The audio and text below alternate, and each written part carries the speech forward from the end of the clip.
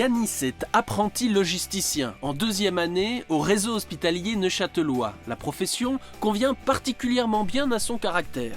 Depuis tout petit, je suis quelqu'un de très maniaque, très carré. J'ai toujours envie que ce soit bien fait les choses et rapidement et servir aux autres. Je ne savais pas du tout ce que c'était à la base, sauf quelques fois sur les camions, c'était marqué logistique et je ne me posais pas vraiment la question. Jusqu'au moment où je me suis dit, je pourrais peut-être m'orienter vers l'hôpital. J'ai regardé un peu ce qu'il y avait, je me suis dit, sincèrement, je ne suis pas non plus la personne la plus intelligente. Donc tout ce qui était médecine, etc., je ne voulais pas m'orienter là-dedans. Et du coup, j'ai revu ce logisticien, je me suis dit, bon, je vais bien m'intéresser à ce que c'est. J'ai fait quelques stages plus vers Genève et vraiment, ça m'a énormément plu. Il y a la préparation de commandes, la réception d'articles aussi. En fait, je suis placé à différents endroits. Je peux être sur différents placements, comme à Chaux-de-Fonds ou à Portales. Donc là, ces temps, par exemple, je suis à Portales, mais à Chaux-de-Fonds, je prépare les commandes souvent. Donc c'est moi qui prends les commandes des services, des urgences, la polyclinique, etc. Et puis je prépare les articles qu'ils ont demandés.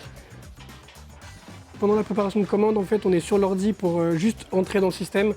Ensuite, on envoie les données sur un scanner et depuis le scanner, on fait tout, mais vraiment, on est dans le stock en fait. On est plus souvent dans le stock que devant l'ordinateur. Quelle différence Yanis perçoit-il entre la pratique de ce métier dans le milieu médical par rapport à d'autres milieux? Alors je dirais que dans le médical, la grande différence, c'est que c'est rapide et c'est un besoin directement avec les services. C'est un lien direct avec les clients. Alors que dans le non médical, c'était du pliage d'habits, du rangement énormément. Et puis le Covid est arrivé. Quel impact la pandémie a-t-elle provoqué dans son service? La crise a causé beaucoup de stress à tout le monde, beaucoup de peur. Donc au niveau mental, je dis. Et au niveau physique, il y a eu énormément de changements, que ce soit les quantités hors normes de palettes qui sont arrivées, qu'on a dû réceptionner, recontrôler et renvoyer. J'ai beaucoup appris de ce que vraiment est le métier, donc ça m'a confirmé un peu les choix du métier que je voulais faire et j'ai gagné en maturité, on va dire. Je réfléchissais pas du tout la même chose, j'avais pas du tout le même comportement et au début, on n'avait pas le besoin d'être trop rapide pour éviter de devoir toujours faire les mêmes choses.